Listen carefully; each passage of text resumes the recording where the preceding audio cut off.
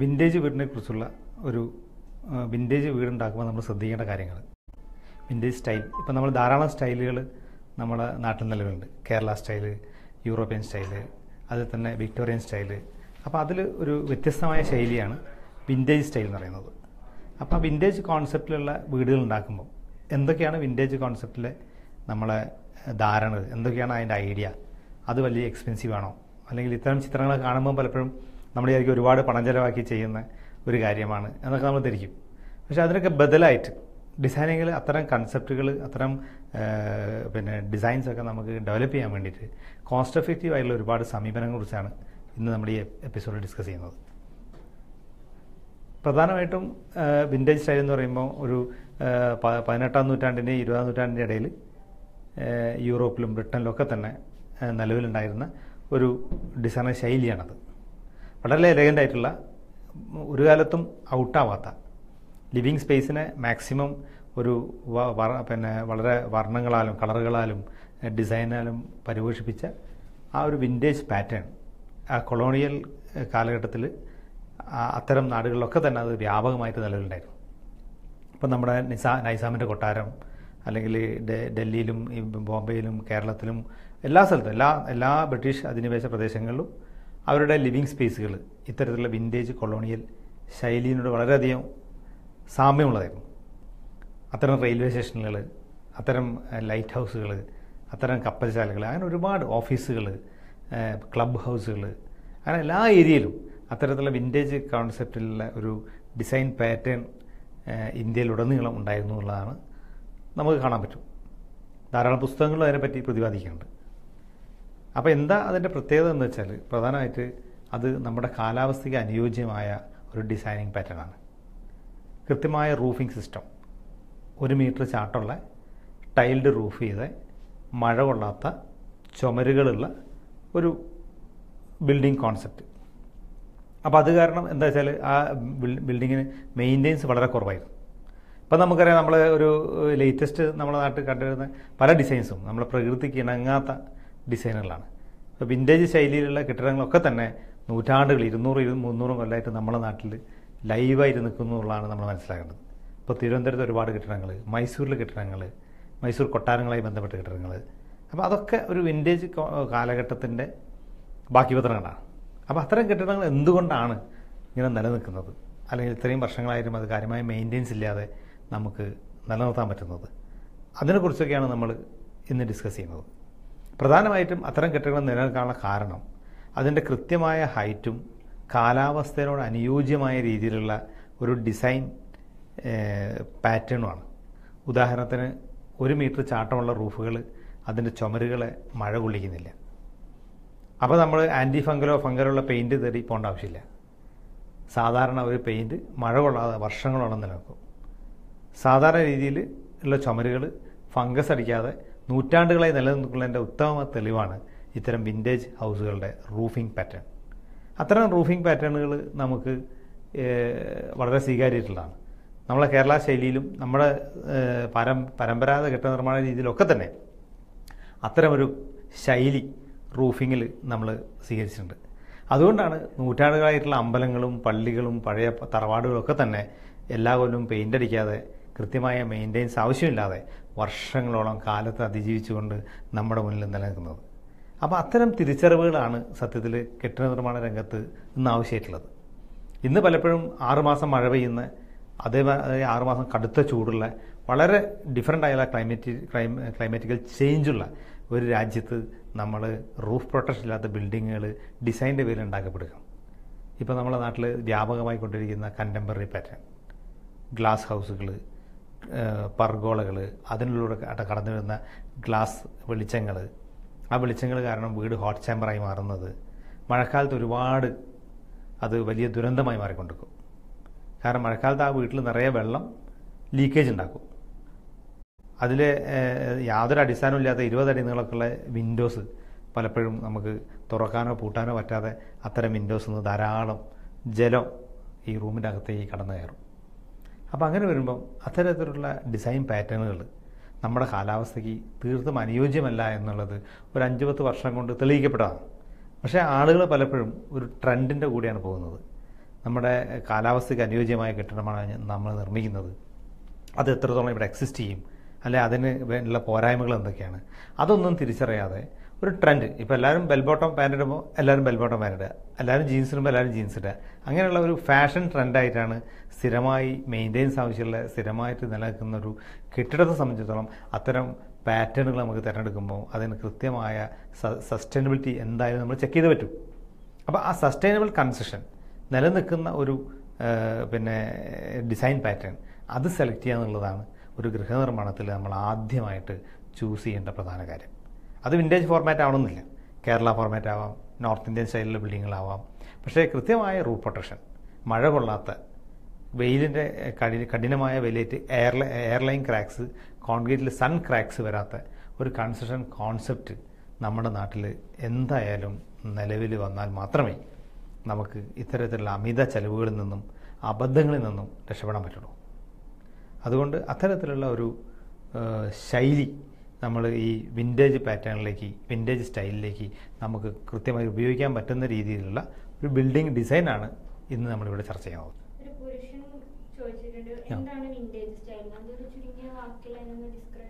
Vintage style എന്ന് പറഞ്ഞാൽ 18-ാം നൂറ്റാണ്ട് 17-ാം നൂറ്റാണ്ട് അവസാനത്തിലും 20-ാം നൂറ്റാണ്ട് വരെ ഉണ്ടായ ഒരു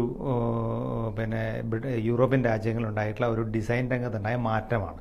അതായത് വളരെ ഓർണമെൻ്റലായ വിക്ടോറിയൻ ഡിസൈൻസ്, അല്ലെങ്കിൽ പഴയ ക്ലാസിക്കൽ ഡിസൈൻസ് മാറിയിട്ട് കുറേ കൂടി ലൈവായിട്ടുള്ള ഒരു ഇംഗ്ലീഷ് ഗ്രാമങ്ങളോടൊക്കെ വളരെയധികം ചേരുന്ന ഒരു ഓർണമെൻ്റലായിട്ടുള്ള കാസ്റ്റ് അയൺ, ഗ്ലാസ്, കളർ ഗ്ലാസ്സുകൾ, അത്ര വുഡൻ വർക്കുകൾ, ഓർണമെൻ്റൽ പാറ്റേൺസൊക്കെ കുറച്ചും കൂടി ലഘൂകരിച്ചുകൊണ്ട് എന്നാൽ വളരെ ഐഡിയൽ ആയിട്ടുള്ള ഒരു ഡിസൈൻ പാറ്റേണാണ് വിൻറ്റേജ് സ്റ്റൈൽ എന്നറിയപ്പെടുന്നത്.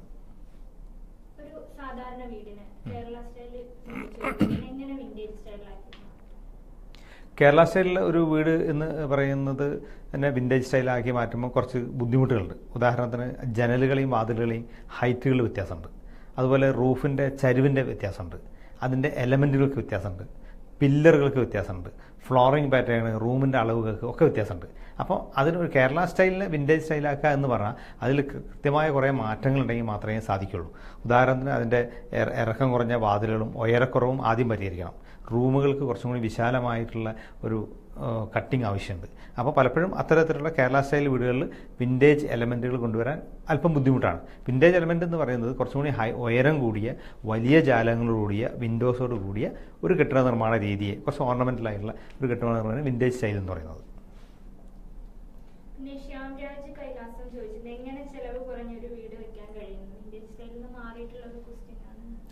ചിലവ് കുറഞ്ഞ വീട് എന്ന് പറയുന്നതിൻ്റെ ആ അടിസ്ഥാനം തന്നെ നമുക്ക് ഇപ്പം എന്താ പറയുക, അതിൻ്റെ റോ മെറ്റീരിയൽ വാങ്ങിക്കുന്നിടത്ത് ചിലവ് കുറയ്ക്കാൻ പറ്റില്ല. ഇനിയിപ്പോൾ പണിയെടുക്കുന്ന ലേബർ കോൺട്രാക്റ്റും ചിലവ് കുറച്ച് ചെയ്യാൻ പറ്റില്ല. ചിലവ് കുറച്ച് ചെയ്യാൻ പറ്റുന്ന ഏറ്റവും വലിയ തീരുമാനം ആദ്യത്തേത് സ്ക്വയർ ഫീറ്റ് ഏരിയ കുറയ്ക്കാനുള്ളതാണ്. വീടിൻ്റെ സ്ക്വയർ ഫീറ്റ് ഏരിയ കുറയ്ക്കുക, നമുക്ക് ആവശ്യമുള്ള ഭാഗങ്ങൾ മാത്രം നിർമ്മിക്കുക. വലിയ ബെഡ്റൂമുകളും വലിയ ബാത്റൂമുകളും വലിയ കിച്ചണും നമ്മൾ ഒഴിവാക്കുക. 1200 സ്ക്വയർ ഫീറ്റിൽ ഒരു ഫ്ലാറ്റിൽ സുന്ദരമായി ജീവിക്കുന്ന ഒരാൾ ഒരു വീടുണ്ടാക്കുമ്പോൾ അയാൾ ആലോചിക്കുന്നത് 1800 സ്ക്വയർ ഫീറ്റിലാണ്. അപ്പോൾ ചിലവ് കൂടി. ഒരു ഫ്ലാറ്റിൻ്റെ സൗകര്യത്തോടു കൂടി മനോഹരമായ വീടുകൾ നമുക്ക് സൃഷ്ടിക്കുകയാണെങ്കിൽ 1200 സ്ക്വയർ ഫീറ്റിൽ ഫുൾ ഫെസിലിറ്റിയിൽ ഒരു ഫാമിലി ഫ്ലാറ്റിൽ വർഷങ്ങളോളം ജീവിക്കുന്നത് നമ്മൾ കാണുന്നുണ്ട്, പല പുറത്താണെങ്കിലും നാട്ടിലാണെങ്കിലും ഒക്കെ. പക്ഷേ ഒരു വീട് വെക്കുമ്പോൾ 1200 സ്ക്വയർ ഫീറ്റ് ആർക്കും പ്രാക്ടിക്കലല്ല. അപ്പം സ്ക്വയർ ഫീറ്റ് ഏരിയ കുറയ്ക്കുക. സ്ക്വയർ ഫീറ്റ് ഏരിയ കുറയ്ക്കാൻ അളവുകളെ കുറിച്ച് ധാരണ ഉണ്ടാവുക. ഒരു 1200-1300 സ്ക്വയർ ഫീറ്റിലൊക്കെ വളരെ മനോഹരമായ വിൻറ്റേജ് സ്റ്റൈലോ ഏത് സ്റ്റൈലിൽ വേണമെങ്കിലും വീട് നമുക്ക് ഉണ്ടാക്കിയെടുക്കാൻ പറ്റും. അതിന് ചിലവ് കുറയ്ക്കാനുള്ള പ്രധാന കാര്യം അതിലെ മര ഉൽപ്പന്നങ്ങൾ, നമ്മൾ പഴയ സാധനങ്ങൾ റീസൈക്കിൾ ചെയ്ത് ഉപയോഗിക്കാനുള്ളതാണ്. നമ്മുടെ നാട്ടിൽ ധാരാളം കെട്ടിടങ്ങൾ പൊളിച്ചു വെക്കുന്ന ഇപ്പം വെന്റിലേറ്ററുള്ള ജനലുകളുണ്ടാവും. അത് തല വെച്ച് കുത്തനെ വെച്ച് കഴിഞ്ഞാൽ അത് കേരള സ്റ്റൈലായി, അത് നേരെ കുത്തനെ വെച്ച് കഴിഞ്ഞാൽ അത് വിൻറ്റേജ് സ്റ്റൈലായി. അപ്പോൾ എങ്ങനെ വേണമെങ്കിലും ഒരു ഇത്തരം സാധനങ്ങൾ കളക്ട് ചെയ്ത് ആവശ്യമുള്ള ജനൽ, വാതിലുകൾ, റീസൈക്ലിംഗ് മെറ്റീരിയലൊക്കെ തന്നെ, ഈവൻ കല്ല് പോലും നമുക്ക് റീസൈക്കിൾ ചെയ്ത് ഉപയോഗിക്കാൻ പറ്റും. അപ്പോൾ ഒരു കെട്ടിടം പൊളിക്കുന്നുണ്ടെങ്കിൽ ആ കെട്ടിടത്തിൽ നിന്ന് സാധനങ്ങൾ നമുക്കെടുത്ത് റീസൈക്കിൾ ചെയ്ത് വെച്ച് ചിലവ് കുറയ്ക്കാം. അല്ലെങ്കിൽ ഒരു കെട്ടിടം നമ്മൾ പുതിയൊരു വീടുണ്ടാക്കുന്നതിന് പകരം നിലവിലുള്ളൊരു വീട് അടിസ്ഥാന സൗകര്യങ്ങളോടെ റിനോവേറ്റ് ചെയ്യുക, ഐഡിയലായിട്ട് റിനോവേറ്റ് ചെയ്യുകയാണെങ്കിൽ ഒരു വലിയ ഇൻവെസ്റ്റ്മെൻറ്റ് നമുക്ക് കുറച്ചെടുക്കാനും വളരെയധികം സൗകര്യത്തോടു കൂടി ഭംഗിയിലും ഒരു വീട് ഉണ്ടാക്കാൻ പറ്റും. ഒരു വീട് എന്ന് പറയുന്നത് കൂട്ടിച്ചേർത്ത മുറികളാൽ ചേർക്കപ്പെടുന്ന ഒരു കെട്ടിടമല്ല, അത് ധാരാളം വെളിച്ചവും കാറ്റും പടർന്നു വരുന്ന ചെറിയ ചെറിയ ഒരു വെന്റിലേഷനുള്ള ഒരു ലിവിങ് സ്പേസാണ്. അത് വലുതാവണമെന്നൊരു നിർബന്ധമില്ല. എപ്പോഴും ചെറിയ വീടുകളാണ് നമുക്ക് കൊണ്ടു നടക്കാൻ ഉപകാരം, ഉപയോഗിക്കാൻ വളരെ സൗകര്യപ്രദം, കോസ്റ്റിൻ്റെ കാര്യത്തിൽ നമുക്ക് എഫക്റ്റീവായി കിട്ടുക, ജീവിക്കാൻ ഏറ്റവും സുഖം ചെറിയ വീടുകളാണ്. നമുക്ക് ആ വീടിൻ്റെ എല്ലാ ഭാഗങ്ങളിലും നമുക്ക് കണ്ണെത്താനും നമ്മളെ കയ്യെത്താനും പറ്റുന്ന രീതിയിലുള്ള കുഞ്ഞു വീടുകളാണ് നമ്മളെപ്പോഴും ഒരു ഡിസൈൻ പാറ്റേണിൻ്റെ ആദ്യഘട്ടത്തിൽ ആലോചിക്കേണ്ടത്. അതിന് നമ്മുടെ ബഡ്ജറ്റ് കുറവാണെങ്കിൽ കൃത്യമായിട്ട് ബഡ്ജറ്റിൽ ഊന്നിക്കൊണ്ടുള്ള ഒരു വീട് തന്നെ നമ്മൾ പ്ലാൻ ചെയ്യാൻ പാടുള്ളൂ. അതൊക്കെ വളരെ കൃത്യമായി പ്ലാൻ ചെയ്യാവുന്ന ഒരുപാട് ഇൻഫർമേഷൻ ഇപ്പോൾ മൈ ഹോം പോലുള്ള പല വീട് സംബന്ധിച്ചുള്ള മാഗസീനും വീഡിയോസിനൊക്കെ നമുക്ക് ലഭിക്കും. പക്ഷേ പലപ്പോഴും പല മാഗസീനിലും വീഡിയോസിലും കാണുന്നത് വളരെയധികം എക്സ്പെൻസീവായിട്ടുള്ള കെട്ടിടങ്ങളാണ്. അപ്പോൾ അതൊക്കെ നമ്മളെ മോഹിപ്പിക്കുന്ന, നമുക്ക് അതിമോഹം ഉണ്ടാകുന്ന കാര്യങ്ങളാണ്. അപ്പോൾ അത്തരം അതിമോഹങ്ങൾ പെടാതെ വളരെ സ്ക്വയർ ഫീറ്റ് ഏരിയ കുറച്ചുകൊണ്ട് നമുക്ക് അവൈലബിൾ മെറ്റീരിയൽ ആ നാട്ടിൽ തന്നെ കിട്ടുന്ന മെറ്റീരിയൽ ഉപയോഗിക്കുക. നമ്മുടെ നാട്ടിൽ കിട്ടുന്ന പഴയ മരങ്ങൾ റീസൈക്കിൾ ചെയ്ത് ഉപയോഗിക്കുക. ടൈലും പിന്നെ അതുപോലുള്ള മെറ്റീരിയലൊക്കെ തന്നെ നമ്മളെ ബഡ്ജറ്റിന് ഒതുങ്ങുന്നത്. ഒരു 40 രൂപയുടെ താഴെയൊക്കെ ധാരാളം ടൈലുകൾ അവൈലബിളാണ്. അതുപോലെ 1200 രൂപ മുതൽ ക്ലോസറ്റും വാഷ് ബേസിനും അവൈലബിളാണ്. അപ്പോൾ അതൊക്കെ വാങ്ങി വേണം നമ്മൾ ഉപയോഗിക്കുന്നത്. ട്രെൻഡിൻ്റെ കൂടെ പോകുമ്പം നമ്മുടെ പോക്കറ്റ് കാലിയാകാൻ സാധ്യതയുണ്ട്. ലോൺ എടുത്തിട്ട് വലിയ വീടുണ്ടാക്കരുത്. സ്പേസിനെ മാനേജ് ചെയ്യുക. വളരെ ചെറിയ വീടുകളിൽ താമസിക്കാൻ നമ്മൾ പ്ലാൻ ചെയ്യുക. അത്തരം വീടുകൾ നമുക്ക് ഒരുപാട് സന്തോഷവും ഒരുപാട് അംഗീകാരവും കിട്ടും. കാരണം ആളുകൾക്ക് ഒരു വലിയ വീട്ടിൽ നിന്ന് വരുന്ന ഒരാൾക്ക് സന്തോഷം എപ്പോഴും ചെറിയ വീട്ടിൽ കയറുന്നതാണ്. കാരണം അയാളുടെ വീട് കണ്ണെത്താ ദൂരത്ത് ഇറക്കുന്ന ഒരു കെട്ടിടമാണ്. ഇത് വളരെ നമ്മുടെ കൈക്കുള്ളിൽ ഒതുങ്ങുന്ന ഒരു കുടുംബം ഇമ്പത്തോടെ ജീവിക്കുന്ന ഒരു കുടിലാണ്. അത്തരത്തിലുള്ള ഒരു കൺസെപ്റ്റിലേക്ക് നമ്മുടെ വീടിനെ കുറിച്ചുള്ള ധാരണകൾ മാറ്റേണ്ട ഒരു കാലഘട്ടത്തിലാണ് നമ്മളിന്ന് പോയിക്കൊണ്ടിരിക്കുന്നത്.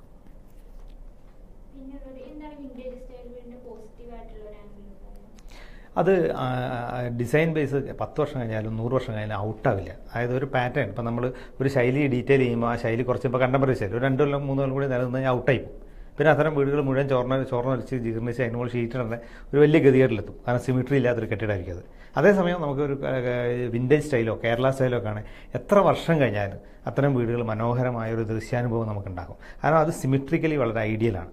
അതിൻ്റെ സിമെട്രിക്കൽ ഡീറ്റെയിലിങ്ങും അതിൻ്റെ വിൻഡോസും അതിലെ പ്രകാശവിന്യാസങ്ങളും അതിൻ്റെ ഒരു എലഗൻസിയും ഒക്കെ തന്നെ വർഷങ്ങൾ കഴിഞ്ഞാലും നഷ്ടപ്പെടില്ല എന്നുള്ളതാണ്.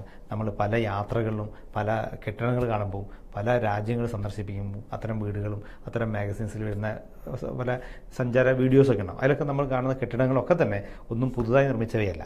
എല്ലാം പഴയ ഒരു കെട്ടിടങ്ങളെ ദൃശ്യഭംഗി ഉളവാക്കുന്നതാണ്. ഇപ്പം നമുക്കറിയാം ആധുനിക രീതിയിലുള്ള ഒരുപാട് വീടുകൾ നിർമ്മിക്കപ്പെടുന്ന ഗൾഫ് പോലുള്ള രാജ്യങ്ങളിലെ വീടുകൾ നമ്മുടെ നാട്ടിലാരും ചർച്ച ചെയ്യാറില്ല. കാരണം അത് ആലോചിക്കാറില്ല. അതൊക്കെ നമുക്ക് ഉൾക്കൊള്ളാൻ പറ്റുന്ന അപ്പുറത്തുള്ള നമ്മുടെ കാലാവസ്ഥയ്ക്ക് അനുയോജ്യമല്ലാത്ത പാറ്റേണുകളാണ് അത്തരം ഡിസൈനുകൾ നമ്മളെ സ്വീകരിക്കാത്തത്.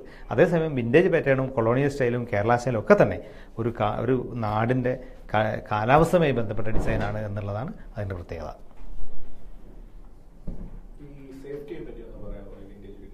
വിൻറ്റേജ് വീടിൻ്റെ സേഫ്റ്റി വളരെ പെർഫെക്റ്റാണ്. കാരണം അതിൽ കൃത്യമായിട്ടുള്ള റൂഫിംഗ് ഉണ്ടാവും, ഹൈറ്റ് ഉണ്ടാവും, ജനലിനും വാതിലിനൊക്കെ തന്നെ ഇരുമ്പിൻ്റെ റോഡുകൾ ഉണ്ടാവും. അതൊന്നും പൊളിച്ച് അത്ര പെട്ടെന്ന് ആർക്കും അതിൻ്റെ അകത്ത് കയറി തെഫ്റ്റ് നടത്താൻ പറ്റില്ല. അപ്പോൾ അതുകൊണ്ട് തന്നെ വിൻറ്റേജ് ഹൗസുകൾ സേഫ്റ്റി ബേസ് സാധാരണ നമ്മുടെ കണ്ടംപററി സ്റ്റൈലോ അല്ലെങ്കിൽ ഓർഡിനറി സ്റ്റൈൽ വീടുകളെക്കാട്ടും സേഫാണെന്നുള്ളതാണ് നമുക്ക് കണ്ടാൽ മനസ്സിലാവുന്നത്. അപ്പോൾ അങ്ങനെ വരുമ്പോൾ അത്തരത്തിലുള്ള ഒരു സേഫ്റ്റി ഫീലിംഗ് എന്ന് പറയുന്നത് പലപ്പോഴും ഞാൻ പറഞ്ഞില്ലേ, നമ്മൾ എന്താ സേഫ്റ്റി ഫീലിംഗ്, എപ്പോഴും കള്ളന്മാർ വരുന്നത് പിന്നെ കിച്ചൻ്റെ വാതിൽ തകർത്താണ്, അതല്ലെങ്കിൽ നമ്മുടെ പിന്നെ ഫ്രണ്ടിലെ ഡോറ് തകർത്താണ്. അപ്പം നമ്മൾ എപ്പോഴും വേണ്ടത് സേഫ്റ്റി ഫീച്ചേഴ്സ് വേണ്ടത് ബെഡ്റൂമിൻ്റെ ഡോറാണ്. കാരണം ബെഡ്റൂമിലാണ് അബോധാവസ്ഥയിൽ നമ്മൾ കിടന്നുറങ്ങുന്നത്. ബോധാവസ്ഥയിൽ വരുന്ന കള്ളനെ അബോധാവസ്ഥയിൽ നേരിടുക എന്ന് പറഞ്ഞാൽ പ്രായോഗികമല്ല. അപ്പോൾ ബെഡ്റൂമിൻ്റെ ഡോറിൻ്റെ പുറകിൽ ഒരു സേഫ്റ്റി ഗ്രിഡ് ഗേറ്റുകൾ നമ്മൾ സ്ഥാപിച്ചു കഴിഞ്ഞാൽ ഒരു അറ്റാക്കിൽ നിന്നും ഒരു തെഫ്റ്റിൽ നിന്നും നമ്മുടെ ജീവനും സ്വത്തിനും സംരക്ഷണം കിട്ടാൻ ഏറ്റവും ഐഡിയൽ ആയിട്ടുള്ള വഴി അത്തരത്തിലുള്ള സേഫ് പ്രൊട്ടക്ഷൻസാണ്. അപ്പോൾ വീടിൻ്റെ സേഫ്റ്റി എന്ന് പറഞ്ഞാൽ വീടിൻ്റെ മുന്നിലെ വാതിലും ബാക്കിലെ ഡോറും സെറ്റ് ചെയ്യുന്നുള്ളതല്ല. അതേസമയം നമ്മൾ പിന്നെ കിടന്നുറങ്ങുന്ന ബെഡ്റൂമിൻ്റെ വാതിലാണ് ഏറ്റവും സേഫായിട്ട് നമ്മൾ പ്രൊട്ടക്റ്റ് ചെയ്യേണ്ട അത്യാവശ്യമുള്ള കാര്യം.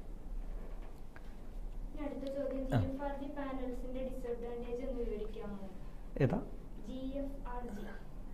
GFRG? അതായത് FICTൻ്റെ പാനൽസാണ് ഉദ്ദേശിക്കുന്നത്. അത് ജിപ്സം ഫൈബർ പാനൽസാണ്. അത്തരം പാനൽസ് നമുക്ക് പലപ്പോഴും എന്താ വെച്ചാൽ ഗ്രൗണ്ട് ഫ്ലോറിൽ ഉപയോഗിക്കുന്നത് അത്ര നല്ലതല്ല. അതായത് ബേസ്മെൻറ്റിൽ, കാരണം ഈർപ്പം തട്ടുമ്പം ഇത്തരം ബോർഡുകളൊക്കെ എത്രത്തോളം നിൽക്കും, അല്ലെങ്കിൽ നമ്മളെ കടുത്ത കാലാവസ്ഥയിൽ അത് എത്രത്തോളം നമുക്കതിനെ ആ ബോർഡിനെ മഴവെള്ളത്തിനെ പ്രതിരോധിക്കാൻ പറ്റും എന്നൊന്നും അങ്ങനെ പ്രൂഫ് ചെയ്യപ്പെട്ടില്ല. എന്നാൽ അപ്സ്റ്റെയറിലേക്കും അതുമാതിരി ഗ്രൗണ്ട് ഫ്ലോറിൻ്റെ മുകളിലേക്കുള്ള സെക്ഷൻസും പാർട്ടീഷൻസിനും അതുപോലെ വലിയ ഹാളുകളൊക്കെ നിർമ്മിക്കുമ്പോൾ അനാവശ്യമായിട്ടുള്ള സിമെൻറ്റും കല്ലും മണ്ണും ഒക്കെ ഉപയോഗിക്കുന്നതിന് പകരമായിട്ട് പില്ലർ ഗ്യാപ്പായിട്ടും വാൾ ഡീറ്റെയിൽ ആയിട്ടും ജിപ്സം പാനൽസ് ഇന്ത്യയിൽ ധാരാളം ഉപയോഗിച്ചിരുന്നുണ്ട്. ഇപ്പോൾ മദ്രാസ് IIT ഒക്കെ അതുകൊണ്ട് ഫ്ലാറ്റുകൾ നിർമ്മിച്ചിട്ടുണ്ട്. അപ്പോൾ ഒരു കെട്ടിട നിർമ്മാണ രംഗത്തെ നൂതനമായ സംവിധാനം എന്ന നിലയിൽ അതിൻ്റെ പരീക്ഷണങ്ങളും അതിൻ്റെ നിരീക്ഷണങ്ങളും തുടർന്നുകൊണ്ടിരിക്കുന്ന അവസരത്തിൽ നമ്മളത് ഞാൻ ബെറ്റർ ആണെന്നോ മോശമാണെന്നോ പറയാൻ പാടില്ല. കാരണം അത് ബെറ്റർ ആയതുകൊണ്ടാണോ അത് പരീക്ഷണത്തിന് വിധേയമാകുന്നത്, അല്ല അത്തരം നിർമ്മാണങ്ങൾക്ക് ഉപയോഗിക്കുന്നത്.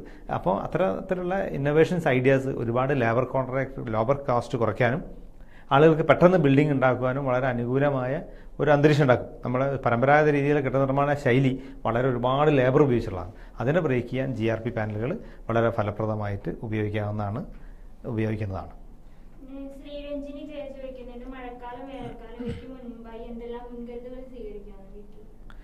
മഴക്കാലം വേനൽക്കാലം എന്നുള്ളതിന് ഞാൻ പറഞ്ഞില്ലേ, കൃത്യമായ റൂഫ് പ്രൊട്ടക്ഷൻ ഉണ്ടെങ്കിൽ ഒരു പിന്നെ മുൻകരുതലും സ്വീകരിക്കേണ്ടതാണ്.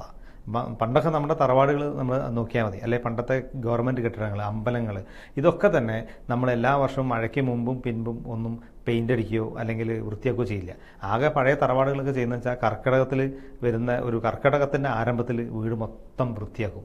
കാരണം അവിടുത്തെ എന്ന് പറയുന്ന ശുചീകരണ യജ്ഞം കലിയെന്നും അല്ലെങ്കിൽ കർക്കിടക വാവ് എന്നൊക്കെ പറഞ്ഞ് നമ്മളൊരു തീരുമാനമാക്കിയിട്ട് അത്തരം പിന്നെ നാട്ടുകൂട്ടങ്ങൾ അത്തരത്തിലുള്ള ഒരു പിന്നെ ശൈലിയിൽ അത്തരത്തിലുള്ള ചില ചടങ്ങുകളിലൂടെ മനോഹരമായ ആഘോഷങ്ങളിലൂടെയാണ് നമ്മൾ ഇത്തരം കാര്യങ്ങൾ നടത്തിക്കൊണ്ടിരുന്നത്. ഇപ്പോൾ കലിയ കൂന്നൊക്കെ പറഞ്ഞിട്ട് ആളുകൾ വീട് വൃത്തിയാക്കിയിട്ട് വീട്ടിലെല്ലാം അടിച്ച് വൃത്തി കഴുകി എല്ലാ സാധനങ്ങളൊക്കെ കളഞ്ഞ് കർക്കിടകത്തിലെ പിന്നെ ജലത്തിൻ്റെ ചീത്ത ജലങ്ങൾ ഒഴിവാക്കാനും ചപ്പുചവറുകൾ മാറ്റാനും വീടുകൾ ശുചിയായിട്ട് പാലിക്കാനും വേണ്ടിയിട്ടുള്ള ഒരു ഹൈജനിക് കണ്ടീഷനാണ് അത്തരത്തിലുള്ള ചടങ്ങുകളിലൂടെ നമ്മൾ ചെയ്തത്. ഇന്ന് നമ്മൾ ചെയ്യുന്നത് വെച്ചാൽ വളരെ പിന്നെ ടോക്സിറ്റീവ് ആയിട്ടുള്ള ഈ വിഷലിപ്തമായിട്ടുള്ള പല പെയിൻറ്റുകളും വാങ്ങി അടിക്കുകയാണ് ചെയ്യുന്നത് എല്ലാ വർഷവും. അപ്പോൾ നമുക്ക് ഒരുപാട് കോസ്റ്റും കൂടുന്നു, ബിൽഡിങ്ങിൻ്റെ മുകളിൽ ഒരുപാട് ലെയർ പെയിൻറ്റ് കൂടുകയും പിന്നെ ആ പെയിൻറ്റ് പൊട്ടിപ്പൊളിഞ്ഞ് പോകാനുള്ള സാധ്യത ഉണ്ടാകുന്നുണ്ട്. പണ്ടൊക്കെ ഒരു 100 എന്ന് പറയുന്ന കുമ്മായം അല്ലെങ്കിൽ ലൈം എന്ന് പറയുന്ന സാധനം വാങ്ങി ഒരു വലിയൊരു വട്ടകത്തിട്ട് കലക്കി ഒരു വലിയ വടിയെടുത്ത് കുത്തി തിരിച്ച് അങ്ങനെ പെയിൻറ്റ് ചെയ്യും. പിന്നെ അതിൻ്റെ താഴെ കുറച്ച് ഗ്രേ കളർ പെയിൻ്റൊക്കെ അടിച്ച് ജനലിൻ്റെ മുകളിലടിക്കും. പിന്നെ അണ്ടിയെണ്ണ എന്ന് പറയുന്ന നമ്മുടെ കാഷ്യൂനട്ടിൻ്റെ ഓയിൽ തറേൻ്റെ മുകളിൽ ചുറ്റടിക്കും. അങ്ങനെയാണ് അന്നത്തെ ഒരു മുൻകരുതലും മുന്നൊരുക്കങ്ങളൊക്കെ ഉണ്ടായിരുന്നത്. വിനോദ് എന്ന് പറഞ്ഞ ഒരാൾ ചോദിക്കുന്നുണ്ട്, പുള്ളിയുടെ പഴയ തറവാടായിരുന്നു, ഭിത്തികളൊക്കെ മണ്ണ് ഉപയോഗിച്ചിട്ടുള്ളത്, ഇപ്പോഴും അത് സ്ട്രോങ് ആണ്, പക്ഷെ ഇപ്പൊ പുള്ളിക്ക് അത് റിനോവേറ്റ് ചെയ്യണമെന്നുണ്ട്, കല്ല് വെച്ചിട്ട് ജനലൊക്കെ ഉപയോഗിച്ചത്. അപ്പൊ അത് എങ്ങനെ എപ്പോ ചെയ്യണം? എത്ര വർഷം പഴക്കമുള്ള വീടാണ്? അത് പറയുന്നില്ല. പഴയ വീടാണ്. പഴയ തറവാട് റിനോവേറ്റ് ചെയ്യുമ്പോൾ നമ്മൾ ശ്രദ്ധിക്കേണ്ട കാര്യം എന്ന് വെച്ചാൽ അതിൻ്റെ അടുക്കള, പഴയ തറവാടുകളെ തള്ളപ്പുര, അതായത് 4 റെക്ടാങ്കിൾ ഷേപ്പിലുള്ള ഒരു വലിയ വീടും അതിനോട് ചേർന്നുള്ള അടുക്കളയും ഊണുമുറിയും ചേർന്നതാണ് പഴയ ഒരു വീടിൻ്റെ മലബാറിലുള്ള പഴയ നിർമ്മാണ രീതിയുടെ ശൈലി. അതിൽ നമ്മൾ ആ തള്ളപ്പുര എന്ന് പറയുന്ന അത്തരം കെട്ടിടങ്ങളെ മൂലകളൊന്നും വലിയ ഡാമേജ് ഇല്ലെങ്കിൽ, വലിയ ക്രാക്കുകൾ 1 ഇഞ്ച് കൂടുതൽ ക്രാക്കുകൾ അല്ലെ 1/2 ഇഞ്ച് കൂടുതൽ വലുതാവുന്ന ക്രാക്കുകളില്ലെങ്കിൽ അത്തരം തള്ളപ്പുരകൾ പൂർണ്ണമായും നമുക്ക് റിനോവേറ്റ് ചെയ്യാൻ സാധിക്കും. പക്ഷേ ഈ ബിൽഡിങ്ങിലൊക്കെ തന്നെ ജീർണാവസ്ഥയിലായിട്ടുണ്ടാവുക അടുക്കള ഭാഗങ്ങളും ഊണുമുറിയുടെ ഭാഗങ്ങളിലാണ്. കാരണം അവിടെ നിരന്തരമായ 100 വർഷത്തെ ജലസാന്നിധ്യം മൂലം ആ ഭാഗത്തെ കെട്ടിടത്തിന് ചിലപ്പം ഇരുപ്പ് വശം താഴ്ന്നിട്ടുണ്ടാവും, തറ താഴ്ന്നിട്ടുണ്ടാവും. അപ്പോൾ അതിൽ ചെറിയ വിള്ളലുകളും ഒരു ഡാമേജ്ഡ് ആയിട്ടുള്ള ഫീലും ആ ഭാഗത്ത് മാത്രമേ കാണുന്നുള്ളൂ എങ്കിൽ തീർച്ചയായും പഴയ തറവാടുകൾ മനോഹരമായി റിനോവേറ്റ് ചെയ്യാൻ നമുക്ക് സാധിക്കും. അത്തരം ഒരുപാട് വീടുകൾ കേരളത്തിൽ വർഷങ്ങൾക്ക് മുമ്പ് പൊളിച്ചു മാറ്റപ്പെട്ടെങ്കിലും ഇപ്പോഴത്തെ പുതിയ തലമുറ ഇത്തരം മൂല്യങ്ങളിലും ഇത്തരം കെട്ടിട നിർമ്മാണ ശൈലീൻ്റെ പിന്നെ ആവശ്യമില്ലായ്മയിലൊക്കെ തിരിച്ചറിഞ്ഞിട്ട് ഒരു നമ്മുടെ ഒരു സാംസ്കാരിക പൈതൃകത്തിൻ്റെ ഭാഗമായിട്ട് നമ്മൾ ഇത്തരം കെട്ടിടങ്ങളും ജീവിതശൈലി മറ്റുള്ള അടുത്ത തലമുറയ്ക്ക് ജീവിക്കാൻ നമ്മൾ ഈ ശൈലി കാണിച്ചു കൊടുക്കാനും വേണ്ടി ഒരുപാട് ആളുകൾ ചെലവ് കുറയ്ക്കുന്നതിൻ്റെ ഭാഗമായിട്ടൊക്കെ തന്നെ ഈ പഴയ വീടുകൾ നവീകരിക്കുന്ന ശൈലി കേരളത്തിൽ വ്യാപകമായിട്ടുണ്ട്. അത്തരം വീടുകൾ തീർച്ചയായിട്ടും നന്നായി നവീകരിക്കാൻ പറ്റുമെന്നാണ് ഞാൻ മനസ്സിലാക്കുന്നത്.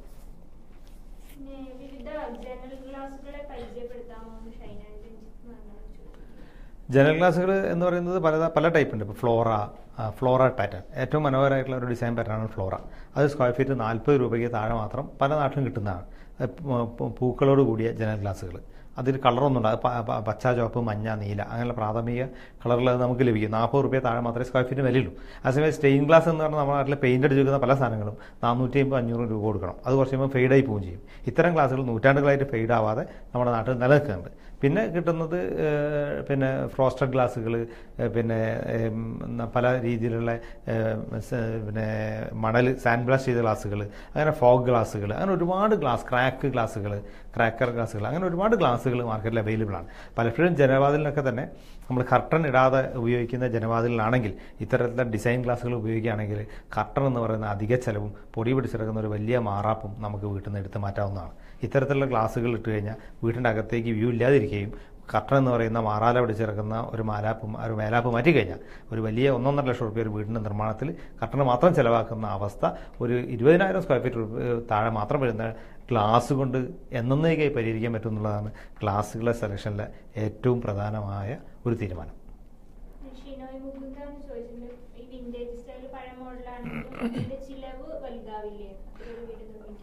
ഒരിക്കലും ഇല്ല. വിൻറ്റേജ് സ്റ്റൈൽ എന്ന് പറയുന്ന സംഭവം എന്ന് പറഞ്ഞാൽ അതിൻ്റെ ജനവാതിലുള്ള ഒരു ഡീറ്റെയിലിംഗ്, വാതിലുള്ള ഡീറ്റെയിലിംഗ്, റൂഫിലുള്ള ഡീറ്റെയിലിംഗ്, ഇതിപ്പോൾ നമ്മൾ ഏത് വീട് ചെയ്യുകയാണെങ്കിലും ചെയ്യണം. പക്ഷേ അതിനൊരു പ്രത്യേക അളവും അതിനൊരു ഭംഗിയുള്ള ഒരു ഷേപ്പും ഉണ്ട് എന്നതാണ്.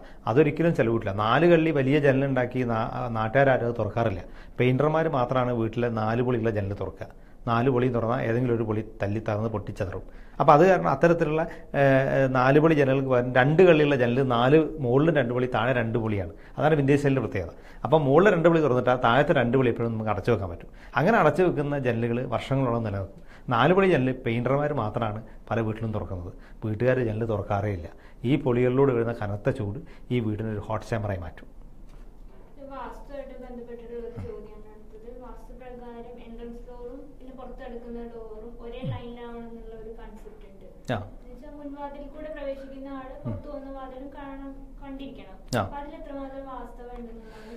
അതൊക്കെ എന്താ വെച്ചാൽ നമ്മൾ ഈ വാസ്തുവിൻ്റെ കാര്യത്തിൽ ഇത്രയേ ഉള്ളൂ. വാസ്തു എന്ന് പറയുന്നത് പിന്നെ ക്രോസ് വെന്റിലേഷനും അതിൻ്റെ പാസേജുകളൊക്കെ നിശ്ചയിക്കുന്നത് കൃത്യമായിട്ട് വളരെ ഐഡിയലായിട്ടാണ്. ഇപ്പോൾ ഒരു വാതിൽ കഴിഞ്ഞ് അതിൻ്റെ നേരെ വാതിലാണെങ്കിൽ നമുക്ക് ആ പാസേജായിട്ട് ആ ഏരിയ ഉപയോഗിക്കാൻ പറ്റും.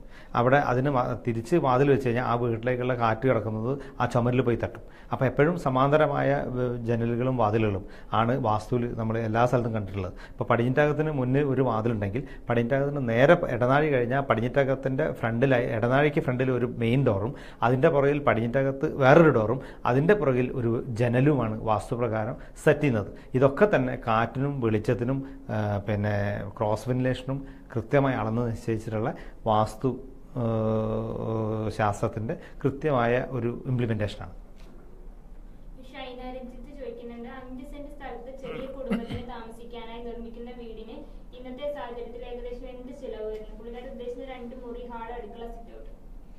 അങ്ങനെ ഒരു ചെറിയ വീട്, അതായത് 1000 സ്ക്വയർ ഫീറ്റിൽ താഴെ നിൽക്കുകയാണെങ്കിൽ അവർക്ക് 20,000 രൂപ, 20 ലക്ഷത്തിൽ താഴെ അത്തരത്തിലൊരു വീട് കൃത്യമായി ഇതിന് ചെയ്യാൻ പറ്റും.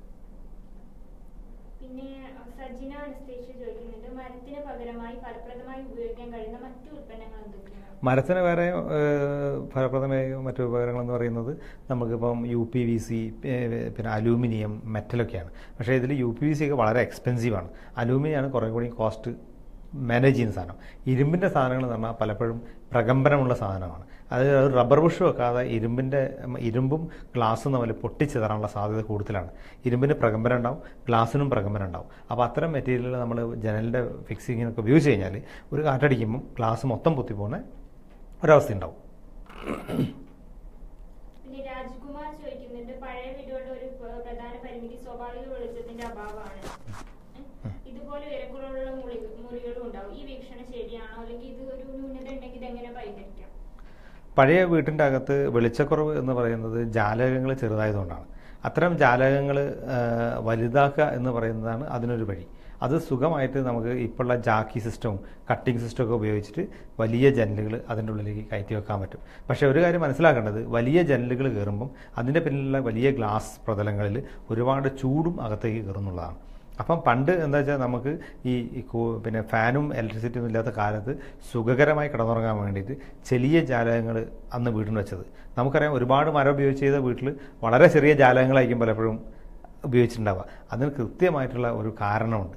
ആ ജാലകങ്ങൾ തീർത്തും സെക്യൂരിറ്റി പിന്നെ സെക്യൂരിറ്റി ആംഗിളിലും അതുപോലെ തന്നെ കാലാവസ്ഥ ആംഗിളും വളരെ പെർഫെക്റ്റാണ്. നമുക്കറിയാം ആ ജനലിൻ്റെ ഉള്ളിൽ ഇങ്ങനെ വള എന്ന് പറഞ്ഞാൽ ഒരു മരത്തിൻ്റെ സ്ക്വയറായുള്ള കഷ്ണങ്ങൾ തിരിച്ചു വെച്ചിട്ടുണ്ടാവും.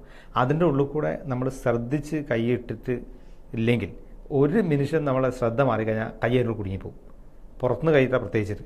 അതോടെ ആ പുറത്തുനിന്ന് ഒരു മോഷണം നടത്തുന്ന ആൾ ആ ജനലിൻ്റെ ഉള്ളിലേക്ക് കൈയിട്ട് കഴിഞ്ഞാൽ ആ ജനലിൻ്റെ ഉള്ളിൽ നിന്ന് കൈ ഊരാൻ പറ്റാതെ അയാൾ അവിടെ തൂങ്ങിക്കിടക്കും. അപ്പോൾ നാട്ടുകാർക്ക് എല്ലാം കൂടെ അയാൾ അവിടെ കൂടി അടിച്ച് പണി സ്റ്റേഷനിൽ എത്തിക്കാൻ പറ്റും. അതൊരു സെക്യൂരിറ്റി സേഫാണ്. അതുപോലെ ആ കട്ടിങ്ങിൻ്റെ ഇടയിൽ കൂടെ തണുത്ത കാറ്റ് അകത്തേക്ക് കയറി വരും. ആ കാറ്റ് കയറി വരുമ്പം ആ റൂം സ്വാഭാവികമായിട്ടും കൂളായി മാറും. അതിൽ ഫാനിൻ്റെ ആവശ്യം ഉണ്ടാവില്ല. ചൂടിൻ്റെ പ്രവേഗം കുറയുകയും തണുത്ത കാറ്റ് അകത്തേക്കും കയറി വരുന്ന ആ ഒരു പഴയ കാലാവസ്ഥയ്ക്ക് അനുയോജ്യമായ ഗൃഹനിർമ്മാണത്തിൻ്റെ സാധ്യതകൾ നമ്മൾ ബ്രേക്ക് ചെയ്യണം. അതല്ല, ഒരുപാട് വെളിച്ചം ആവശ്യമുള്ള ലിവിങ് റൂമുള്ള സ്ഥലങ്ങളിൽ മാത്രം പോരെ വലിയ ജനലുകളെ വിന്യാസം എന്നുകൂടി നമ്മൾ ഈ അവസരത്തിൽ ആലോചിക്കുന്നതാണ്.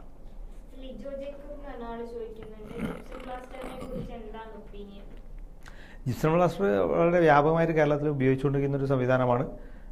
പിന്നെ നമുക്ക് ഒരുപാട് പൂഴിയും മണലൊക്കെ ഒഴിവാക്കിക്കൊണ്ട് വളരെ പെട്ടെന്ന് തന്നെ ജോലി തീർക്കാൻ പറ്റുന്ന കനം കുറഞ്ഞിട്ടുള്ള ഒരു പ്ലാസ്റ്ററിങ് മെത്തേഡാണ്. അത് സ്വാഭാവികമായിട്ടും പല രംഗങ്ങളിലും ഉപയോഗിച്ചുകൊണ്ടിരിക്കുന്നു.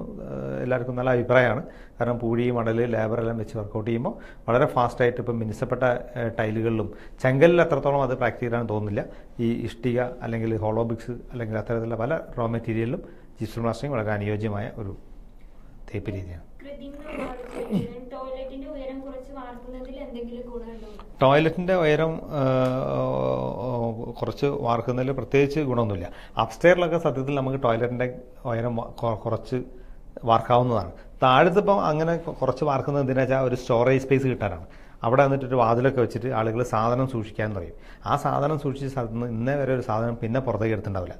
അവിടെ സൂക്ഷിക്കുന്ന സാധനം എന്ന് പറഞ്ഞാൽ ഉപയോഗശൂന്യമായ മിക്സി, ഉപയോഗിക്കാൻ എന്തെങ്കിലും പറ്റാത്ത ടേപ്പ് റെക്കോർഡർ, അതല്ലെങ്കിൽ പൊളിഞ്ഞു പോയ ഒരു വീഡിയോ അല്ലെങ്കിൽ ക്യാമറകൾ, പിന്നെ പഴയ ബാഗുകൾ, സ്കൂൾ പുസ്തകങ്ങളൊക്കെ ഇട്ടിട്ട് ഒരു ഡംപിങ് സ്പേസാണ് അത്തരം ഏരിയയിൽ ഉണ്ടാക്കുന്നത്. സത്യത്തിൽ അത്തരം ഡംപിങ് സ്പേസുകൾ നമ്മുടെ വീട്ടിൽ അനാവശ്യമാണ്.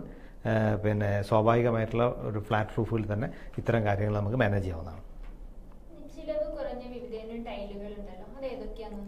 ചിലവ് കുറഞ്ഞ ടൈലുകൾ എന്ന് പറഞ്ഞാൽ സെറാമിക് ബോഡിയിലുള്ള ടൈലുകളാണ്. നമ്മൾ ഒരു ടൈൽ ഷോപ്പ് ചെന്ന് കഴിഞ്ഞാൽ ഒരു ടൈൽ ഷോപ്പുകാരും ഈ സാധനം കാണിച്ചു തരില്ല.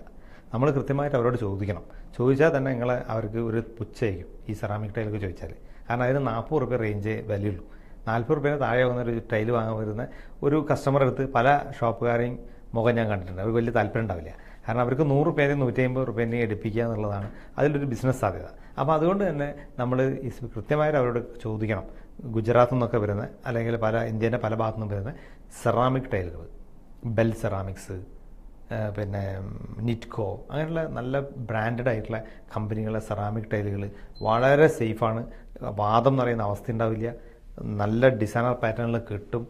മറ്റ് നമ്മൾ കിട്ടുന്ന പല ടൈലുകളും വെള്ള ടൈൽ അല്ലെങ്കിൽ മാർബിൾ എന്നൊക്കെ പറയുന്ന സാധനം ആസ്പത്രിക്ക് ഇടാൻ പറ്റുന്നതാണ്, വലിയ ഓഡിറ്റോറിയത്തിൽ ഇടാൻ പറ്റുന്നതാണ്, അതല്ലെങ്കിൽ വലിയൊരു എസ്റ്റാബ്ലിഷ്മെൻറ്റ് ഇടാൻ പറ്റുന്നതാണ്. ഒരു വീടെന്ന് പറഞ്ഞാൽ കാർപ്പറ്റ് സ്റ്റൈലൊക്കെ ടൈലിട്ട് കഴിഞ്ഞാൽ വളരെ മനോഹരമായ ഭംഗിയുണ്ടാവും. അതിനൊരു പ്രത്യേക ഡിസൈൻ പാറ്റേൺ ഉണ്ടാവും. ഫർണിഷ് ചെയ്ത് കഴിഞ്ഞാൽ ഭംഗിയുണ്ടാവും. ഒരു വീട്ടിലെ ഏറ്റവും പ്രധാനപ്പെട്ടത് ടൈലിംഗ് ആണ്. ആ ടൈലിംഗ് വളരെ ഫലപ്രദമായിട്ട് നമുക്ക് ഡിസൈൻ ചെയ്യാൻ പറ്റുക. ഇൻറ്റീരിയറിൻ്റെ 50% നമുക്ക് ടൈലിൽ ഡിസൈൻ ചെയ്യാൻ പറ്റും.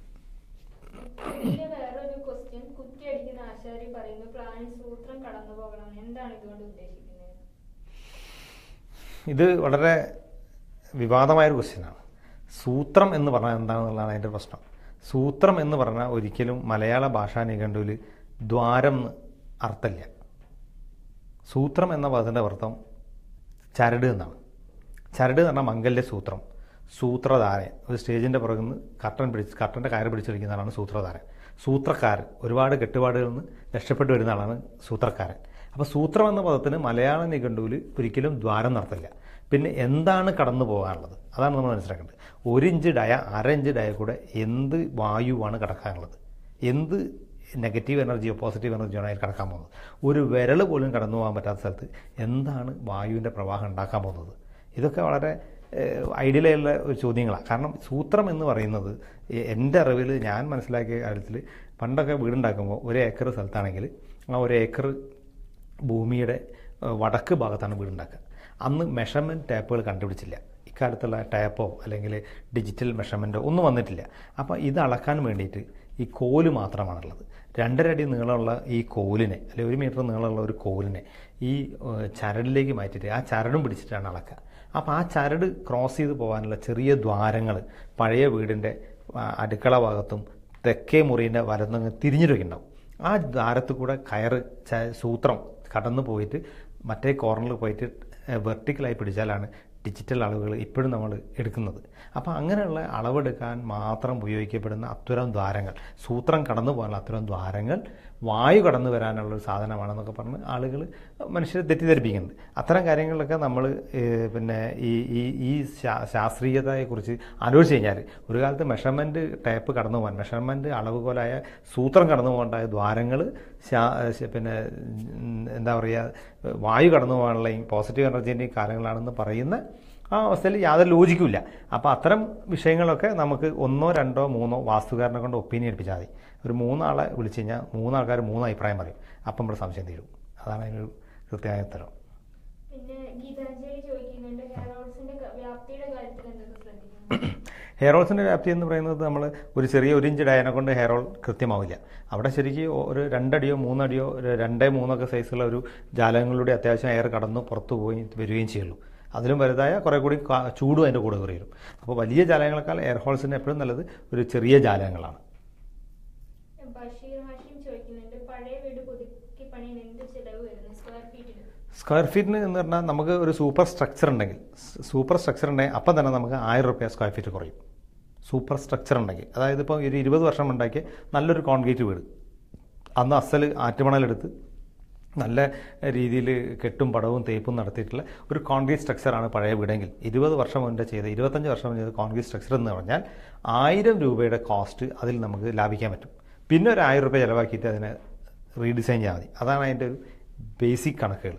1000 രൂപ സ്ക്വയർ ഫീറ്റിൽ നമുക്ക് എക്സിസ്റ്റിംഗ് ബിൽഡിംഗ് കിട്ടുമെങ്കിൽ 1000 രൂപ റെനോവേഷൻ ചിലവാക്കുകയാണെങ്കിൽ ഒരു കൃത്യമായ എമൗണ്ട് നമുക്ക് അതിന് വർക്കൗട്ട് ചെയ്ത് തീർക്കാൻ പറ്റും.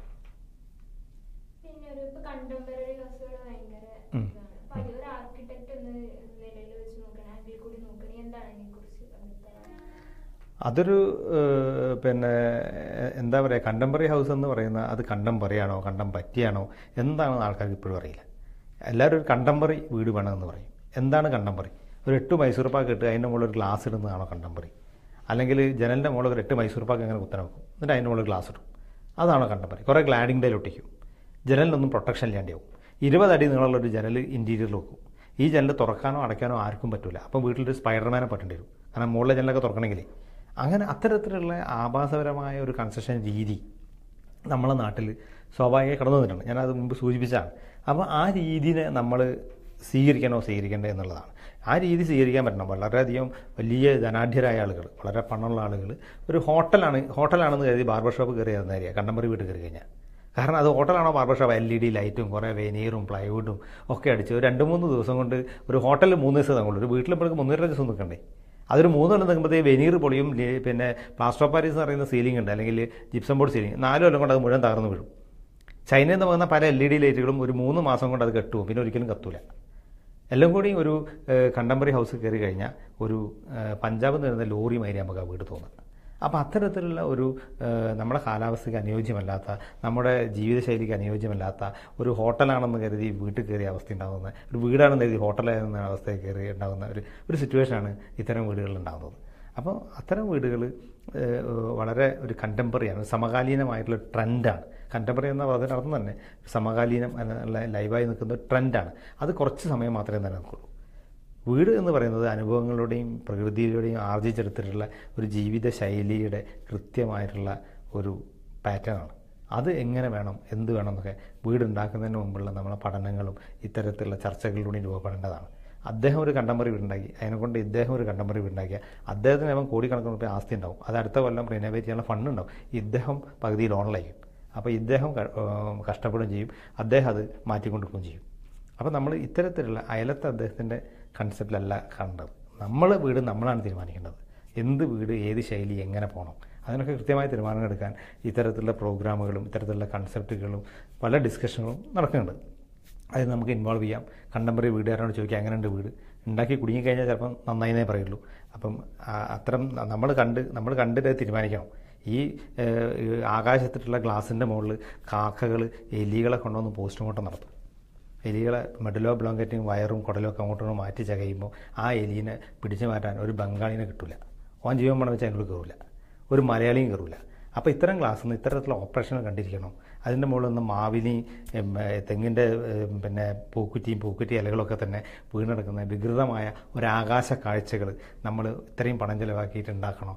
അതിൻ്റെ കൂടെ ടൺ കണക്കിന് വരുന്ന ചൂടിനെ വീടിൻ്റെ അകത്തേക്ക് കയറ്റണോ എന്നൊക്കെയാണ് നമ്മൾ ഇത്തരത്തിൽ കണ്ടംപററിയെ കുറിച്ച് ആലോചിക്കുമ്പോൾ നമ്മൾ ചിന്തിക്കേണ്ട കാര്യങ്ങൾ.